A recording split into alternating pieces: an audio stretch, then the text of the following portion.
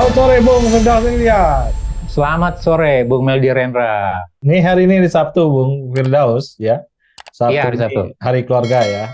Nongkrong-nongkrong sama Hmm, keluarga, jalan-jalan sore ya. Jalan-jalan ke betul.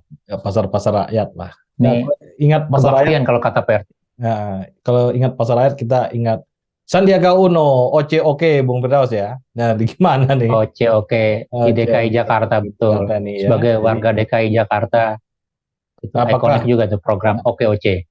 ada sisa-sisa ekonomi kerakyatan yang ada di Sandiaga Uno sebagai bakal calon wakil presiden nih, Bung Firdaus, Hmm. bagaimana dia melihat situasi bangsa saat ini dan bagaimana dia mendorong UMKM untuk menjadi sebuah pilar ekonomi Indonesia gitu ya, Bung Firdaus ya. Tentunya kita akan melihat Hmm, hmm. sisi lain selama dia ada di birokrasi waktu di DKI dan waktu di kabinet sekarang, Bung Firdaus. Ya, Bapak Sandiaga Uno, Sandiaga Salahuddin Uno. Ya, Ini apa ya? Charming boy, begitu jadi apa namanya? Idola ibu-ibu, Bung Meldi. Jadi kalau kita lihat ibu-ibu ya. ketika kampanye DKI Jakarta, iya kampanye DKI Jakarta tuh orang senang gitu. Jadi di ganggang saya tuh senang karena Pak Sandiaga Uno ini kan apa ya, bersih, ya keren gitu ya, muda, ganteng, kaya raya, pintar Hmm. lagi. Jadi wajar ibu-ibu mengidolakan Pak Sandiaga Uno. Dan nampaknya charmingnya ini masih terbawa sampai sekarang. Jadi kalau kita katakan sebagai salah seorang pemuncak di dalam survei-survei untuk bakal capres gitu ya, Ya, cawapres ya Pak Sandiaga Uno merupakan salah satu tokoh atau kandidat mengisi ya masuk dalam top 3 lah orang yang dianggap sangat diperhitungkan untuk calon wapres untuk tahun 2024. Bahkan kalau kita ingat Pak Sandiaga Uno dengan kesuksesannya, salah satu pemimpin yang sudah banyak melontarkan uang investasi untuk pemilu atau politik demokrasi di Indonesia, Bung Meldi. Kita masih ingat ya, pengakuannya mengatakan, mungkin tahun lalu ya, kalau tidak salah dikatakan, Pak Sandiaga mengatakan bahwa dia sudah mengeluarkan lebih dari 1 triliun untuk ajang politik kampanye, baik itu ketika masih di Gerindra, kemudian maju ketika calon wakil gubernur DKI Jakarta gitu. Dan saya tidak tahu sekarang sudah berapa. Tapi kalau kita lihat dari kekayaannya juga tumbuh pesat, Bung Meldi. Jadi Pak Sandiaga Uno ini masuk salah seorang menteri yang paling kaya kalau kita bicara menteri sekarang ya LHKPN ya. yang termasuk yang paling kaya di kabinetnya Pak Jokowi. Tapi terlepas dari itu, artinya potensi. Jadi kalau kita lihat secara umum ya, personality, kemampuan, pengalaman, kepemimpinan, termasuk pengalaman teknokrasi, ya Pak Sandiaga Uno ini punya modal cukup, apalagi didukung oleh Hepeng gitu ya, Hepeng yang memadai Ya. untuk calon wakil presiden 2024 nanti, Bung Meli. Jadi ini dia punya segalanya, Bung Firdaus. Dia punya dana untuk berkampanye, punya wajah idola ibu-ibu ya, punya latar belakang yang cukup baik di urusan negara, meritokrasi negara gitu. Dia juga punya itu.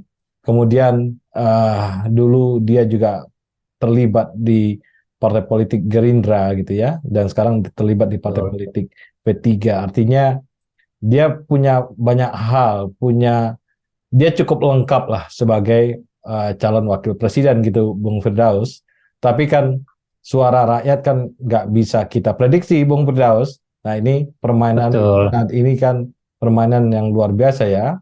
Ada 3 kandidat presiden dan begitu banyak kandidat calon wakil presiden. Nah, bagaimana mengocek-ngocek bola demokrasi ini yang kita sebagai penonton yang di tribun paling atas yang cuma kelihatan bola kecil aja. Nah, gimana kita mengamati ini, Bung Firdaus? Ya, kalau kita lihat, ya bolanya betul ya. Jadi segala potensinya banyak yang dimiliki oleh Pak Sandiaga Uno. Jadi tidak terlalu sulit untuk maju sebagai salah satu pilihan utama. Artinya tadi ya, paling tidak modal besar itu sudah dimiliki oleh Pak Sandiaga Uno. Tapi kalau kita lihat dalam hal yang lebih kuantifikasi, lebih dinilai, artinya kita rekam jejaknya. Jadi ya Pak Sandiaga ini kan berangkat dari keluarga mapan lah, begitu ya. Kita masih ingat Ibu Min Uno, kemudian keluarga Kaltek lah. Jadi main di Kaltek di Duri dulu, keluarga migas. Walaupun ya kita di Sumatera melihat seperti itu, begitu ya. Nah kemudian mendapat pendidikan yang baik, sekolah di Amerika, sama seperti Bung Erick Thohir atau beberapa yang lain, generasi emas yang mengenyam pendidikan di Amerika, begitu ya. Itu maksudnya karena kekayaan atau kesempatan, begitu. Nah kemudian kembali sebagai anak muda yang punya segala macam pengalaman, didukung orang tua yang memadai, begitu ya, kemudian masuk dalam dunia bisnis. Jadi Sandiaga Uno salah satu orang yang dianggap memiliki kemampuan dalam mengubah dalam bisnis ya, suatu yang tidak baik menjadi baik, begitu ya. Saya ingat sekali ketika masih di ICI waktu itu bicara tentang divestasi Adaro, Bung Meldi, gitu, tahun 2000-an pertengahan, gitu ya, gitu. Dan di situ saya ingat sekali bagaimana ada Bung Sandiaga Uno sana, ada keluarga Thohir di sana, gitu ya, bicara tentang divestasinya, sampai juga akhirnya yang menang itu swasta. Padahal yang berminat waktu itu ada pemerintah daerah dan pemerintah nasional Indonesia, tapi yang menang akhirnya swasta. Jadi Kalimantan Timur gigit jari, pemerintah pusat juga gigit jari. Bung Sandiaga Uno dan teman-teman yang mendapatkan Adaro, begitu. Tapi terlepas dari itu soal lain, kita bahas nanti, gitu. Kemudian masuk dalam politik, begitu, bergabung dengan Gerindra, kemudian masuk tim pemenangan Pak Prabowo pada waktu itu, begitu ya, gitu. Dan kemudian juga masuk dalam konsultasi presiden, gitu ya. Dan terakhir ya masuk dalam Pilkada DKI Jakarta. Nah, kalau kita lihat dari beberapa track record tersebut ya betul ya, ada beberapa inovasi yang kita lihat ya, misalnya ketika dia menjadi wakil gubernur bersama Pak Anies Baswedan ya, gitu ya, di DKI Jakarta 2017 sampai 2022, walaupun hanya di 2 tahun pertama, begitu ya, karena tahun 2020 Pak Sandiaga itu masuk dalam kabinetnya Pak Jokowi. Tapi kalau kita lihat dalam track recordnya di DKI Jakarta yang besar adalah membangun ekonomi, bagaimana OC gitu, OC gitu ya, gitu. Jadi semacam hub ekonomi untuk pemerintah di DKI Jakarta untuk merangsang UMKM atau pengusaha kecil, begitu ya. Kemudian anggarannya besar ya, saya ingat di tahun 2017-18 itu, ini juga bagian dari komposisi politik ya, karena saya juga monitoring APBD DKI Jakarta, saya lihat, wah, anggaran OC terutama untuk trainingnya sangat besar, gitu, untuk fasilitasnya sangat besar, begitu. Nah, saya tidak tahu sekarang 2023 seperti apa sisanya di DKI Jakarta, tapi masih ada lah riak-riak, suara-suara kecilnya masih ada. Programnya masih diteruskan oleh Pak Heru. Gitu. Nah, kemudian masuk ke Kementerian Pariwisata DKI, Kementerian Pariwisata 2020, begitu ya. Kemudian sebenarnya Pak Sandiaga masuk menjadi Menteri Pariwisata dalam situasi yang tidak baik, karena habis itu ada COVID kan. Jadi pariwisata anjlok segala macam. Mungkin yang agak maju itu ekonomi kreatif, begitu. Jadi salah satu pendorong juga gitu. Dan kalau saya lihat sih dari sisi capaian misalnya jumlah wisman ya cukup baik ya, sudah mulai pulih kembali, begitu ya, gitu. Tapi satu yang menarik kalau kita lihat dalam konteks contoh Bung Meldi ya, kita bicara integritas di Kementerian Pariwisata dan Ekonomi Kreatif ya. Kalau kita lihat skornya gitu ya, untuk pariwisata ekonomi kreatif baik 2021 2022 sebenarnya resikonya agak skor integritasnya agak di tengah, Bung Meldi. Jadi relatif agak ke bawah sedikit, tapi tidak di dasar, begitu ya. Jadi untuk 2021 itu skornya 72,7, gitu ya. Rata-rata 2021 itu kurang lebih itu 80 skornya. Nah, Kemenkrap itu nilai skornya 72. Nah, 2022 rata-rata kementerian itu 77, Kemenkrap 74,5, agak naik sedikit, begitu. Jadi ini juga mungkin melihat ya bagaimana ya, karena kebetulan juga Kementerian Pariwisata kementerian yang relatif baru, begitu. Tapi kalau baru tentu integritasnya juga nggak harus dari nol dong, begitu.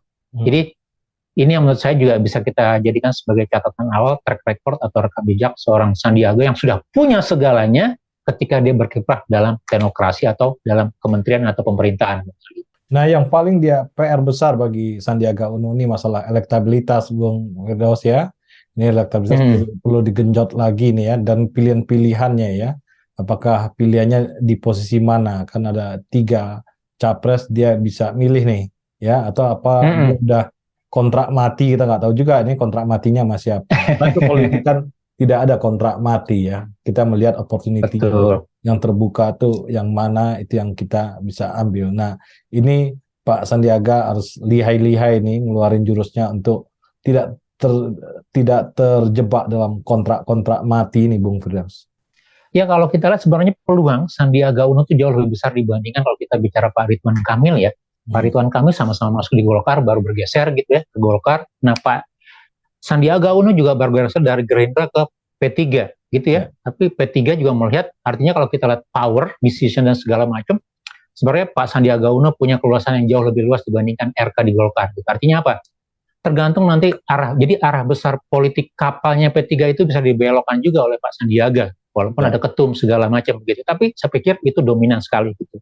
Nah, seperti yang Bu Meldi katakan tadi, kalau kita bicara elektabilitas begitu ya, bagaimana mendongkraknya, bagaimana mendorong, walaupun kalau kita lihat, nah mungkin Pak Sandiaga ini juga mewakili daerah sedikit ya, sebagian non Jawa begitu ya, itu Bu Meldi ya, gitu ya. Iya. Nah artinya ini juga kita bisa jadikan sebagai salah satu posisi tawar. Tapi menurut saya yang paling penting adalah kalau kita lihat ya dari banyak kalau bicara greget ya, Pak Sandiaga ini jauh di bawah Pak Erick Thohir kalau kita bicara gerak, walaupun saya tidak tahu sekali lagi gitu ya, artinya bicara kepastian gitu ya. Satu itu di bawah Erick Thohir dalam greget membangun elektabilitas, kemudian termasuk juga membangun statement-statement politik begitu. Karena kan tidak banyak ya dibandingin yang lain kandidat bakal calon wapres ya gitu ya.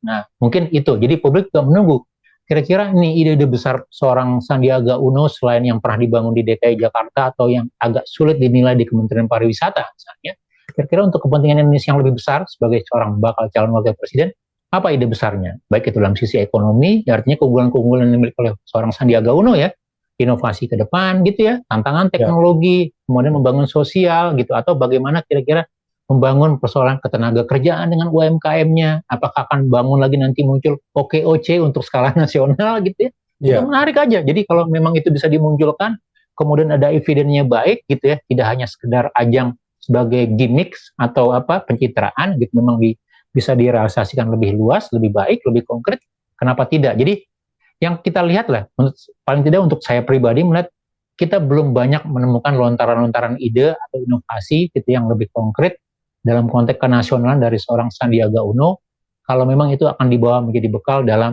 Cawapres 2024, Bung Meldi. Iya, kita berharap bekal yang paling besar dari Sandiaga Uno adalah dia satu-satunya wakil di luar Jawa. Ada Pak Erick Thohir juga di luar Jawa, tapi ini asosiasi Sandiaga Uno ini bisa lebih besar wakil Indonesia Timur. Ini yang anggota yang jumlahnya secara demografi juga cukup besar, Bung Firdaus. Ini juga bisa menjadi sebuah item penting dalam mendobrak demokrasi kita. Betul, jadi kalau dia berangkat dari pengalaman saya sekarang sebagai Menteri Pariwisata, di mana pariwisata itu kan bergeser ya ke arah timur sebenarnya. Jadi Bali ke sana, Nusa Tenggara, kemudian Papua gitu, Sulawesi gitu. Artinya aspirasi atau konteks situasi Indonesia Timur seharusnya lebih terasa gitu. Nah, kalau Pak Sandiaga bisa memunculkan ini sebagai salah satu kelebihannya gitu ya, satu bagian dari merupakan membawa darah non Jawa tanda kutip gitu ya. Kemudian yang kedua juga bisa membawa aspirasi atau cerita-cerita dari luar Jawa. Saya pikir itu menjadi selling point seorang Sandiaga Uno gitu. Tapi mungkin ya sekali lagi timnya gitu ya, atau P3 partai Partai Ka'bah masih menunggu kepastian. Kira-kira nih mau merapat kemana? Walaupun kalau digadang-gadang kan partainya masuknya ke pasangannya Ganjar begitu. Tapi bisa jadi itu berubah, bukan ke sana gitu.